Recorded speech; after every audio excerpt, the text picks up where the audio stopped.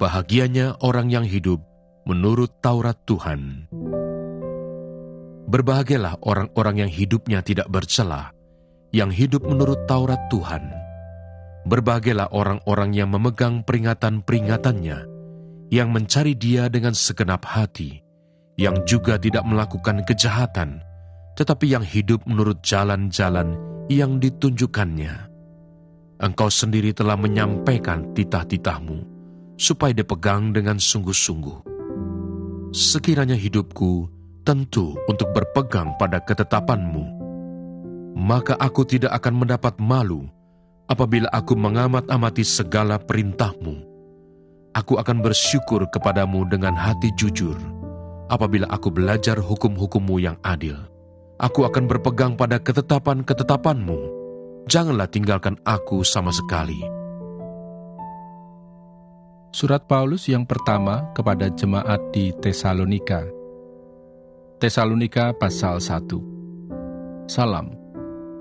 Dari Paulus, Silwanus dan Timotius kepada jemaat orang-orang Tesalonika yang di dalam Allah Bapa dan di dalam Tuhan Yesus Kristus.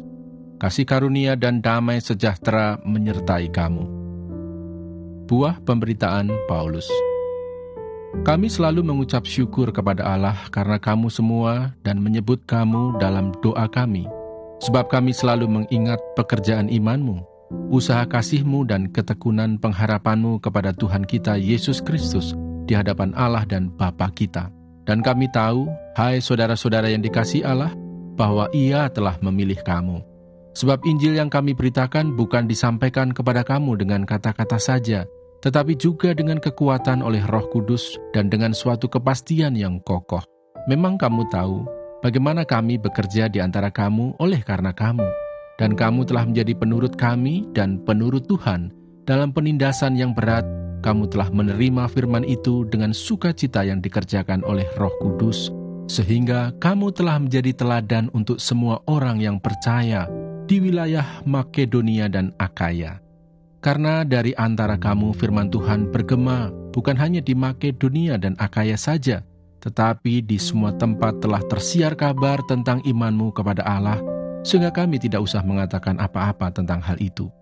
Sebab mereka sendiri bercerita tentang kami, bagaimana kamu sambut dan bagaimana kamu berbalik dari berhala-berhala kepada Allah untuk melayani Allah yang hidup dan yang benar, dan untuk menantikan kedatangan anaknya dari sorga, yang telah dibangkitkannya dari antara orang mati, yaitu Yesus, yang menyelamatkan kita dari murka yang akan datang. 1 Tesalonika pasal 2. Pelayanan Paulus di Tesalonika. Kamu sendiri pun memang tahu, saudara-saudara, bahwa kedatangan kami di antaramu tidaklah sia-sia. Tetapi sungguh pun kami sebelumnya, seperti kamu tahu, telah dianiaya dan dihina di Filipi. Namun dengan pertolongan Allah kita, kami beroleh keberanian untuk memberitakan Injil Allah kepada kamu dalam perjuangan yang berat. Sebab nasihat kami tidak lahir dari kesesatan atau dari maksud yang tidak murni dan juga tidak disertai tipu daya. Sebaliknya, karena Allah telah menganggap kami layak untuk mempercayakan Injil kepada kami, karena itulah kami berbicara, bukan untuk menyukakan manusia, melainkan untuk menyukakan Allah yang menguji hati kita. Karena kami tidak pernah bermulut manis, hal itu kamu ketahui, dan tidak pernah mempunyai maksud loba yang tersembunyi. Allah adalah saksi, juga tidak pernah kami mencari pujian dari manusia, baik dari kamu maupun dari orang-orang lain, sekalipun kami dapat berbuat demikian sebagai rasul-rasul Kristus. Tetapi kami berlaku ramah di antara kamu, sama seperti seorang ibu mengasuh dan merawati anaknya. Demikianlah kami, dalam kasih sayang yang besar akan kamu, bukan saja rela membagi Injil Allah dengan kamu, tetapi juga hidup kami sendiri dengan kamu, karena kamu telah kami kasihi. Sebab kamu masih ingat, saudara-saudara, akan usaha dan jerih lelah kami, sementara kami bekerja siang malam, supaya jangan menjadi beban bagi siapapun juga di antara kamu, kami memberitakan Injil Allah kepada kamu. Kamu adalah saksi, demikian juga Allah, betapa saleh, adil, dan tak bercacatnya kami berlaku di antara kamu yang percaya. Kamu tahu betapa kami seperti bapa terhadap anak-anaknya, telah menasihati kamu dan menguatkan hatimu seorang demi seorang dan meminta dengan sangat supaya kamu hidup sesuai dengan kehendak Allah yang memanggil kamu ke dalam kerajaan dan kemuliaannya. Sukacita atas jemaat. Dan karena itulah kami tidak putus-putusnya mengucap syukur juga kepada Allah, sebab kamu telah menerima firman Allah yang kami beritakan itu, bukan sebagai perkataan manusia, tetapi, dan memang sungguh-sungguh demikian, sebagai firman Allah yang bekerja juga di dalam kamu yang percaya. Sebab kamu, saudara-saudara, telah menjadi penurut jemaat-jemaat Allah di Yudea, jemaat-jemaat di dalam Kristus Yesus, karena kamu juga telah menderita dari teman-teman sebangsamu, segala sesuatu yang mereka derita dari orang-orang Yahudi. Bahkan orang-orang Yahudi itu telah membunuh Tuhan Yesus dan para nabi dan telah menganiaya kami.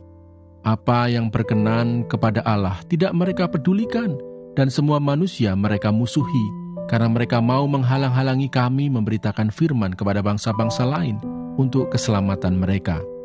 Demikianlah mereka terus-menerus menambah dosa mereka sampai genap jumlahnya, dan sekarang murka telah menimpa mereka sepenuh-penuhnya. Yeremia pasal 18. Pelajaran dari pekerjaan tukang periuk. Firman Tuhan yang datang dari Tuhan kepada Yeremia bunyinya, "Pergilah dengan segera ke rumah tukang periuk. Di sana aku memperdengarkan perkataan-perkataanku kepadamu. Lalu pergilah aku ke rumah tukang periuk, dan kebetulan ia sedang bekerja dengan pelarikan. Apabila bejana yang sedang dibuatnya dari tanah liat di tangannya itu rusak, maka tukang periuk itu mengerjakannya kembali menjadi bejana lain menurut apa yang baik pada pemandangannya. Kemudian datanglah firman Tuhan kepadaku, bunyinya, masakan aku tidak dapat bertindak kepada kamu seperti tukang periuk ini, hai kaum Israel? Demikianlah firman Tuhan. Sungguh, seperti tanah liat di tanah tukang periuk, demikianlah kamu di tanganku, hai kaum Israel. Ada kalanya aku berkata tentang suatu bangsa dan tentang suatu kerajaan, bahwa aku akan mencabut, merobohkan, dan membinasakannya. Tetapi apabila bangsa yang terhadap siapa aku berkata demikian telah bertobat dari kejahatannya, maka menyesallah aku, bahwa aku hendak menjatuhkan malapetaka yang kurancangkan itu terhadap mereka. Ada kalanya aku berkata tentang suatu bangsa dan tentang suatu kerajaan, bahwa aku akan membangun dan menanam mereka. Tetapi apabila mereka melakukan apa yang jahat di depan mataku dan tidak mendengarkan suaraku, maka menyesallah aku, bahwa aku hendak mendatangkan keberuntungan yang kujanjikan itu kepada mereka. Sebab itu, katakanlah kepada orang Yehuda dan kepada penduduk Yerusalem, beginilah firman Tuhan, sesungguhnya aku ini sedang menyiapkan malapetaka terhadap kamu dan merancangkan rencana terhadap kamu. Baiklah kamu masing-masing bertobat dari tingkah langkahmu yang jahat, dan perbaikilah tingkah langkahmu dan perbuatanmu. Tetapi mereka berkata, tidak ada gunanya, sebab kami hendak berkelakuan mengikuti rencana kami sendiri, dan masing-masing hendak bertindak mengikuti kedekilan hatinya yang jahat. Sebab itu beginilah firman Tuhan, cobalah tanyakan di kalangan bangsa-bangsa, siapakah yang telah mendengar hal seperti ini? Anak darah Israel telah melakukan hal-hal yang sangat ngeri. Masakan salju putih akan beralih dari gunung batu Sirion. Masakan air gunung akan habis, air yang sejuk dan mengalir. Tetapi umatku telah melupakan aku. Mereka telah membakar korban kepada dewa kesia-siaan. Mereka telah tersandung jatuh di jalan-jalan mereka, yakni jalan-jalan dari dahulu kala, dan telah mengambil jalan simpangan, yakni jalan yang tidak diratakan. Maka mereka membuat negerinya menjadi kengerian, menjadi sasaran suitan untuk selamanya. Setiap orang yang melewatinya akan merasa ngeri dan akan menggeleng-gelengkan kepalanya. Seperti angin timur, aku akan menyerahkan mereka di depan musuhnya. Belakangku akan kuperlihatkan kepada mereka, dan bukan mukaku pada hari bencana mereka. Doa Yeremia minta pembalasan terhadap musuhnya. Berkatalah mereka, marilah kita mengadakan persepakatan terhadap Yeremia, sebab imam tidak akan kehabisan pengajaran, orang bijaksana tidak akan kehabisan nasihat, dan nabi tidak akan kehabisan firman. Marilah kita memukul dia dengan bahasanya sendiri, dan jangan memperhatikan setiap perkataannya. Perhatikanlah aku ya Tuhan, dan dengarkanlah suara pengaduanku. Akan dibalaskah kebaikan dengan kejahatan? Namun mereka telah menggali pelubang untuk aku. Ingatlah bahwa aku telah berdiri di hadapan-Mu, dan telah berbicara membela mereka, supaya amarah-Mu disurutkan dari mereka. Sebab itu serahkanlah anak-anak mereka kepada kelaparan, dan biarkanlah mereka dipancung pedang. Biarlah istri-istri mereka kehilangan anak dan suami. Biarlah laki-laki mereka mati oleh sampar, dan pemuda-pemuda mereka mati karena pedang di pertempuran. Biarlah kedengaran jeritan dari rumah-rumah mereka, apabila Engkau dengan tiba-tiba mendatangkan gerombolan perampok kepada mereka. Sebab mereka telah menggali pelubang untuk menangkap aku, dan telah memasang jerat untuk kakiku. Tetapi Engkau ya Tuhan, Engkau mengetahui segala rancangan mereka untuk membunuh aku. Janganlah ampuni kesalahan mereka, dan janganlah hapuskan dosa mereka dari hadapan-Mu. Tetapi biarlah mereka tersandung di hadapan mata-Mu. Bertindaklah pada hari murka-Mu terhadap mereka. Yeremia pasal 19. Pelajaran dari buli-buli yang pecah. Beginilah pula firman Tuhan kepadaku. Pergilah membeli buli-buli yang dibuat dari tanah, lalu ajaklah bersama-sama engkau beberapa orang tua-tua bangsa itu, dan beberapa orang imam yang tertua. Kemudian berangkatlah ke lembah Ben Hinnom yang di depan pintu gerbang beling. Serukanlah di sana perkataan-perkataan yang akan kusampaikan kepadamu. Katakanlah, dengarlah firman Tuhan, hai raja-raja Yehuda dan penduduk Yerusalem. Beginilah firman Tuhan, semesta alam, Allah Israel. Sesungguhnya, aku akan mendatangkan malapetaka kepada tempat ini, sehingga telinga orang yang mendengarnya mendenging, sebab mereka telah meninggalkan aku, telah memberikan tempat ini kepada Allah asing, dan telah membakar korban di sini kepada Allah lain, yang tidak dikenal oleh mereka sendiri, dan oleh nenek moyang mereka, dan oleh raja-raja Yehuda. Mereka telah membuat tempat ini penuh dengan darah orang-orang yang tidak bersalah. Mereka telah mendirikan bukit-bukit pengorbanan bagi Baal, untuk membakar anak-anak mereka sebagai korban bakaran kepada Baal. Suatu hal yang tidak pernah kuperintahkan, atau kukatakan, dan yang tidak pernah timbul dalam hatiku. Sebab itu sesungguhnya waktunya akan datang, demikianlah firman Tuhan, bahwa tempat ini tidak akan disebut lagi Tofet dan lembah Ben Hinnom, melainkan lembah pembunuhan.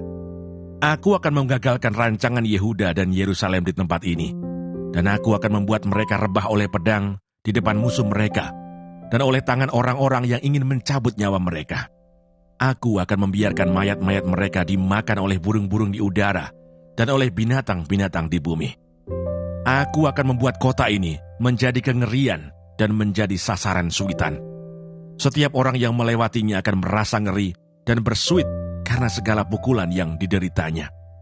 Aku akan membuat mereka memakan daging anak-anaknya laki-laki dan daging anak-anaknya perempuan, dan setiap orang memakan daging temannya dalam keadaan susah dan sulit yang ditimbulkan musuhnya kepada mereka, dan oleh orang-orang yang ingin mencabut nyawa mereka.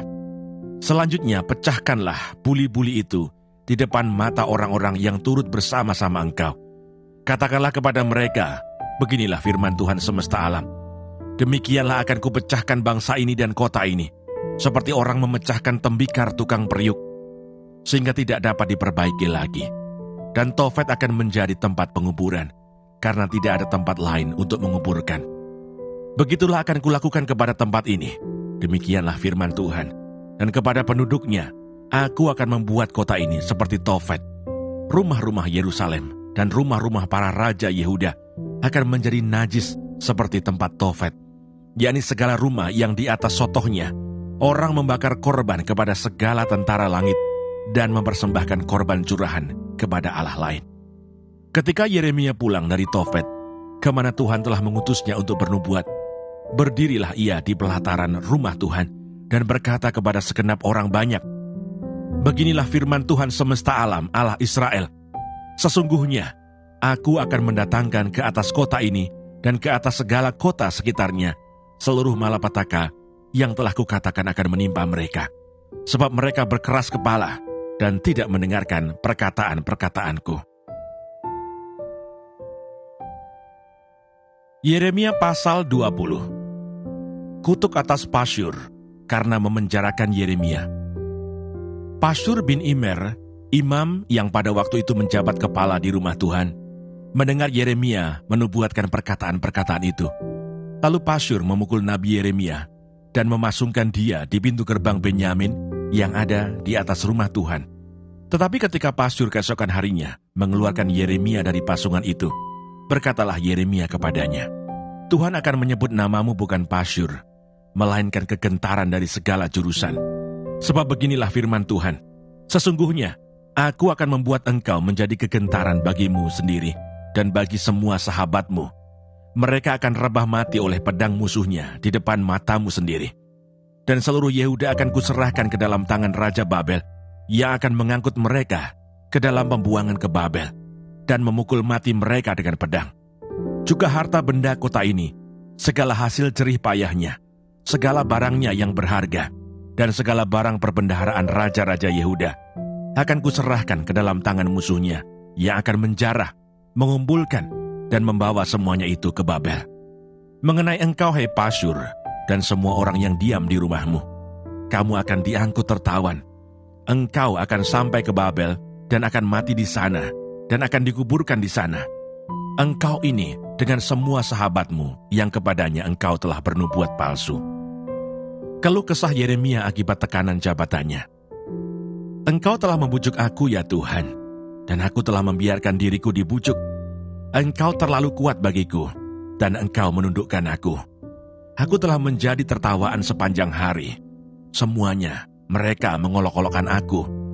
Sebab setiap kali aku berbicara, terpaksa aku berteriak, terpaksa berseru, kelaliman, aniaya. Sebab firman Tuhan telah menjadi celah dan cemooh bagiku sepanjang hari. Tetapi apabila aku berpikir, aku tidak mau mengingat dia, dan tidak mau mengucapkan firman lagi demi namanya, maka dalam hatiku ada sesuatu yang seperti api yang menyala-nyala, terkurung dalam tulang-tulangku. Aku berlelah-lelah untuk menahannya, tetapi aku tidak sanggup. Aku telah mendengar bisikan banyak orang, kegentaran datang dari segala jurusan. Adukanlah dia, kita mau mengadukan dia. Semua orang sahabat karibku mengintai, apakah aku tersandung jatuh. Barangkali ia membiarkan dirinya dibujuk, sehingga kita dapat mengalahkan dia dan dapat melakukan pembalasan kita terhadap dia. Tetapi Tuhan menyertai aku seperti pahlawan yang gagah. Sebab itu orang-orang yang mengejar aku akan tersandung jatuh, dan mereka tidak dapat berbuat apa-apa. Mereka akan menjadi malu sekali, sebab mereka tidak berhasil. Suatu noda yang selama-lamanya tidak terlupakan. Ya Tuhan semesta alam yang menguji orang benar, yang melihat batin dan hati, biarlah aku melihat pembalasan-Mu terhadap mereka, sebab kepadamu-lah kuserahkan perkaraku. Menyanyilah untuk Tuhan, pujilah Tuhan, sebab Ia telah melepaskan nyawa orang miskin dari tangan orang-orang yang berbuat jahat. Terkutuklah hari ketika aku dilahirkan, biarlah jangan diberkati hari ketika ibuku melahirkan aku. Terkutuklah orang yang membawa kabar kepada bapakku dengan mengatakan, seorang anak laki-laki telah dilahirkan bagimu, yang membuat dia bersukacita dengan sangat. Terjadilah kepada hari itu seperti kepada kota-kota yang ditunggang balikan Tuhan tanpa belas kasihan. Didengarnyalah kiranya teriakan pada waktu pagi dan hiruk pikuk pada waktu tengah hari. Karena hari itu tidak membunuh aku selagi di kandungan, sehingga ibuku menjadi kuburanku dan ia mengandung untuk selamanya. Mengapa gerangan aku keluar dari kandungan, melihat kesusahan dan kedukaan, sehingga hari-hariku habis berlalu dalam malu.